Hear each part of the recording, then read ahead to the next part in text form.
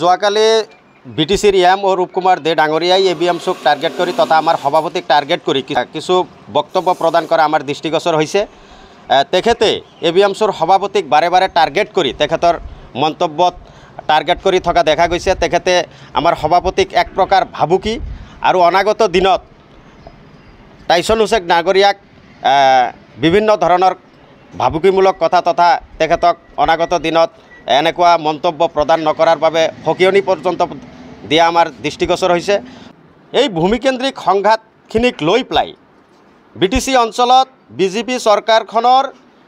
মন্ত্ৰী জয়ন্ত মল্ল বৰুৱা আৰু অৰূপ কুমাৰ দেই সেইদিনাখন কিছু সাম্প্ৰদায়িক বিষবাষ্প বিয়পোৱা কিছু কথা বতৰা বিভিন্ন সংবাদ মাধ্যমৰ জৰিয়তে প্ৰকাশ কৰিছিলে। তেখেতে সেই ভূমিকেন্দ্ৰিক সংঘাতটোক বাংলাদেশী তথা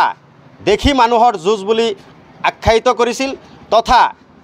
ধুবুৰীৰ সাংসদ ৰকিবুল হুছেইন ডাঙৰীয়াই জয়যুক্ত হোৱাৰ পিছতেই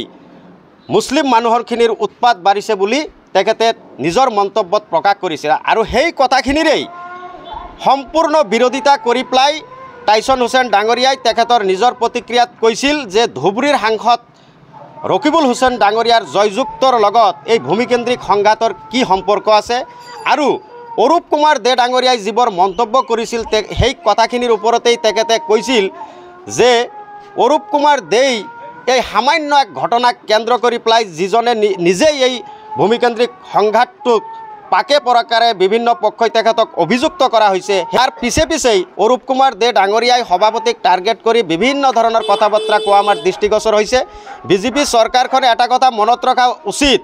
যে যোৱা লোকসভা নিৰ্বাচনত ইতিমধ্যেই তেখেতসকলে অতিমাত্ৰা সাম্প্ৰদায়িক তথা সাম্প্ৰদায়িক কৰ্মকাণ্ড কৰাৰ কাৰণেই কিন্তু ইতিমধ্যে কেন্দ্ৰীয় চৰকাৰখনত নৰেন্দ্ৰ মোদী ডাঙৰীয়াই বেলেগৰ হতুৱাই বা বেলেগৰ আত্মনিৰ্ভৰশীল হৈ পেলাইহে চৰকাৰখন কোনোমতে গঠন কৰিবলৈ সক্ষম হ'ল। এনে সাম্প্ৰদায়িক তথা অনাগত দিনত এনেধৰণৰ কৰ্মকাণ্ড কৰি থাকিলে বিটিসি অঞ্চলখনতো যে বিজেপি দলটোৱে বহুকেইটা খাব এইটো কিন্তু নিশ্চিত। তেখেতে অৰূপ কুমাৰ দে ডাঙৰীয়াই টাইসন হুছেইন ডাঙৰীয়াক যি ধৰণে ভাবুকিমূলক তথা বিভিন্ন ধৰণৰ কথা ব্যক্ত কৰিলে ইয়াৰ পৰা স্পষ্ট যে যোৱা 2017 চনত যেতিয়া শহীদ লাফিকুল ইছলাম আহমেদ এবিএমছু নামৰ ছাত্ৰ সংগঠনটোৰ সভাপতি হৈ আছিল সেই সময়ত অসমত বিজেপি চৰকাৰ আৰু বিটিসি অঞ্চলত হাগ্ৰামা মহিলাৰী নেতৃত্বাধীন চৰকাৰখনে বিটিসি পৰিষদ চলাই থকাৰ সময়ত এই কিন্তু আমাৰ শহীদ লাফিকুল ইছলাম আহমেদক ৰাজনৈতিক পাকচক্ৰত পৰি পেলাই ৰাজনৈতিক শক্তিৰ দ্বাৰাই তেখেতক হত্যা কৰা হৈছিল যে এই কথা কিন্তু অসম তথা ভাৰতবৰ্ষৰ কথা বিটিসি অঞ্চলৰ মানুহে জানে। আৰু যোৱাকালিৰ যি অৰূপ কুমাৰ দে ডাঙৰীয়াৰ যিটো মন্তব্য তাত স্পষ্টকৈ কোৱা হৈছে অৰূপ কুমাৰ দেক টাইসন হুছেইনে চিনি পোৱা নাই। আৰু ইয়াৰ পিছত তেখেতে আৰু অনাগত দিনত বিজেপি বা এই বিভিন্ন দিশত মন্তব্য প্ৰকাশ কৰিলে পৰিস্থিতি ভয়াবহ হ'ব এনেকুৱা ধৰণৰ কিছু কথা বতৰা অৰূপ কুমাৰ দেই কৈছে। ইয়াৰ পৰা স্পষ্ট যে বিটিসি অঞ্চলত ধৰ্মীয় সংখ্যালঘু সমাজখনৰ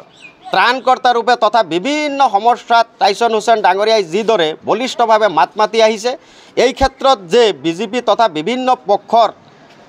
তেখেতে চকুৰ কুটা হৈছে এই কথা আমাৰ স্পষ্ট হৈছে। আৰু বিজেপিয়েই হওক বা বিভিন্ন সাম্প্ৰদায়িক শক্তিয়ে টাইসন হুছেইন ডাঙৰীয়াক যে নিষেধ কৰাৰ কাৰণে এক ব্লুপ্ৰিণ্ট বা চক্ৰান্ত ৰচিছে এই কথা কিন্তু যোৱাকালি অৰূপ কুমাৰ দেৰ কথাৰ বতৰাৰ পৰা স্পষ্ট হৈছে।